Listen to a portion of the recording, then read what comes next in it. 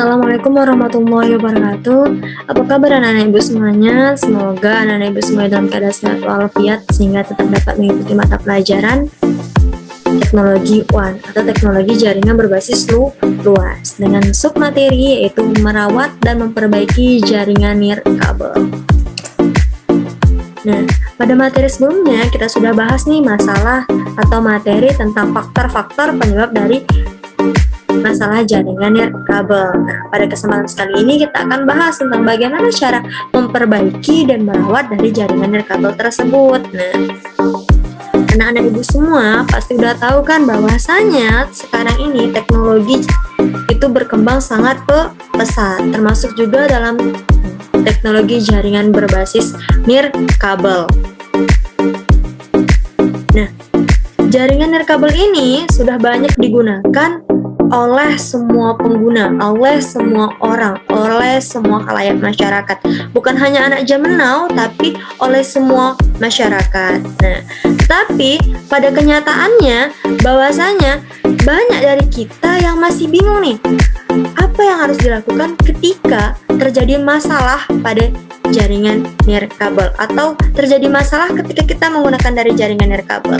Nah, pertanyaannya, apa sih contoh nyata yang kita gunakan dalam kehidupan sehari-hari jaringan nirkabel itu? Ya, nih kita gunakan itu yang pertama, kita sering menggunakan yang namanya laptop dan kita juga sering menggunakan namanya smartphone.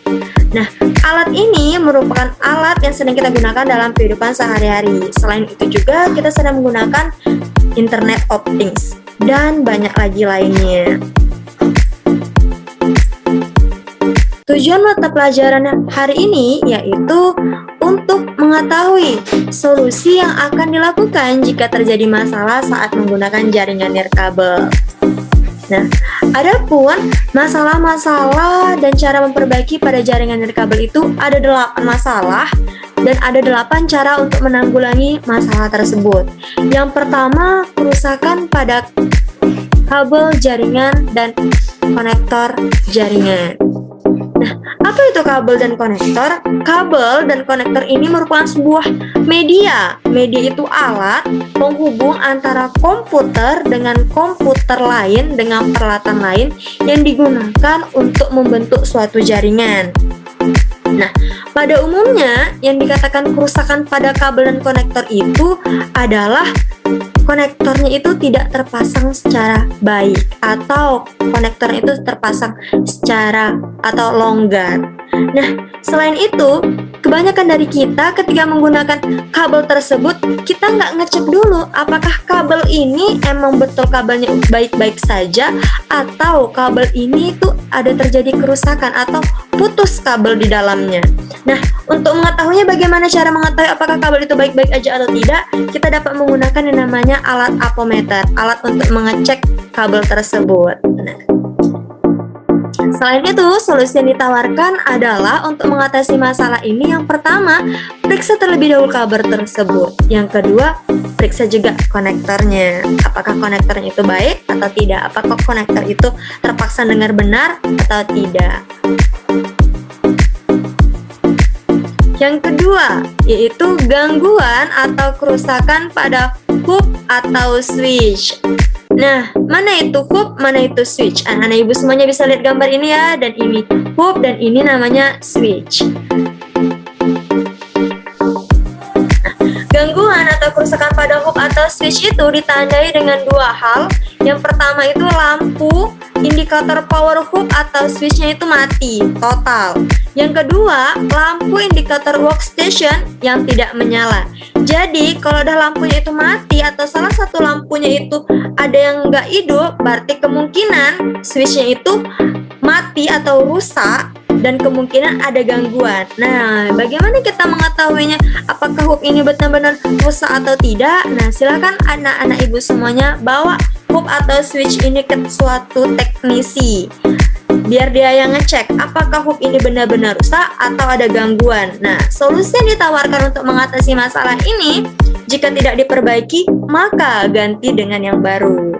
Nah, tapi saran ibu, lebih baik Kalau misalnya rusaknya itu udah parah atau memang udah digunakan udah lama, lebih baik itu ganti dengan yang baru aja. Karena harga membenerin pop atau switch ini nggak jauh beda dengan beli yang baru. Lebih bagus kita beli yang baru dengan kualitas yang lebih baik. Yang ketiga yaitu tidak bisa sharing data. Sharing itu apa, nak? Ya, sharing itu berbagi. Jadi, sering nih terjadi hal kayak gini. Nah, hal ini tuh terjadi dikarenakan sharing pada komputer masih di disable. Jadi, kita harus mengaktifkan terlebih dahulu. Dan biasanya karena IP yang kita gunakan salah atau sama dengan komputer yang lainnya. Jadi solusinya gimana? Ya, solusinya ganti dengan IP yang berbeda. Yang keempat yaitu komputer tidak terdeteksi oleh komputer lain. Nah, hal ini terjadi dikarenakan alamat yang digunakan dan IP yang kosong. Nah, solusinya ganti IP address sehingga tidak bisa terdeteksi oleh komputer lain. Yang kelima yaitu tidak muncul local area connection.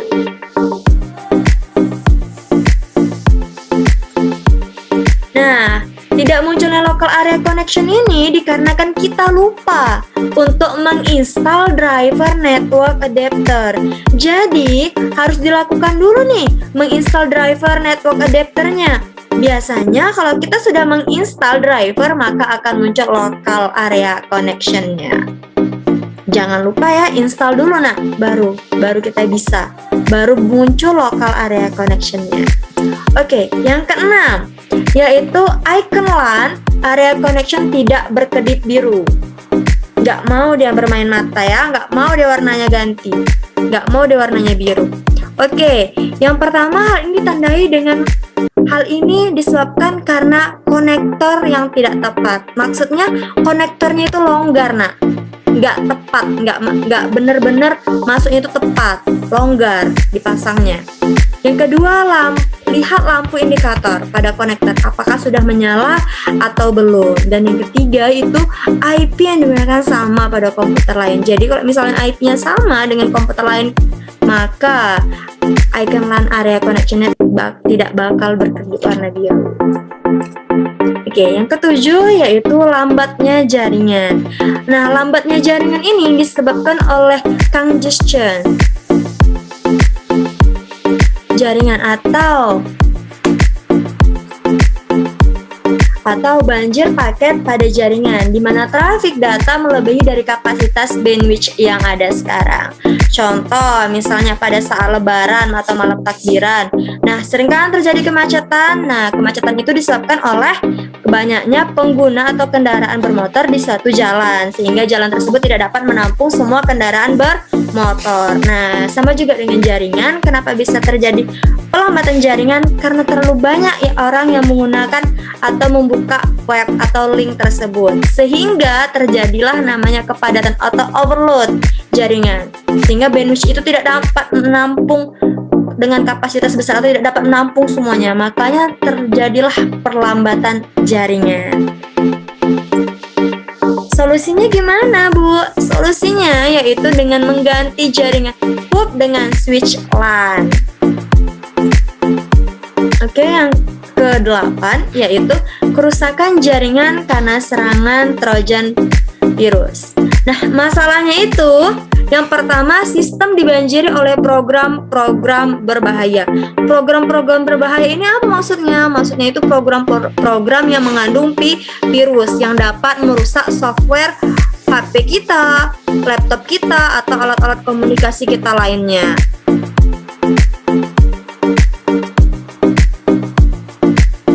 Nah, yang kedua itu mengalami suatu congestion.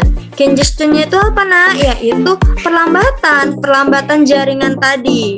Karena banyaknya virus, maka terjadilah perlambatan. Kayak HP kita, kalau misalnya atau laptop kita, kalau udah banyak kali virus di dalamnya, maka program-programnya itu berjalan dengan lambat. Nah, jadi solusinya itu adalah dengan melakukan atau dengan proteksi jaringan seperti apa? Bitdefender, Smadap, Avast, dan lain-lainnya. Pokoknya pasang software untuk proteksi jaringan yang sehingga terhindar dari namanya virus-virus. Oke, sekian materi kita pada hari ini. Semoga anak-anak ibu semua mudah dimengerti dan dapat dicerna dengan baik. Terima kasih atas perhatiannya. Ibu akhiri dengan wabillahi taufiq wal hidayah. Assalamualaikum warahmatullahi wabarakatuh.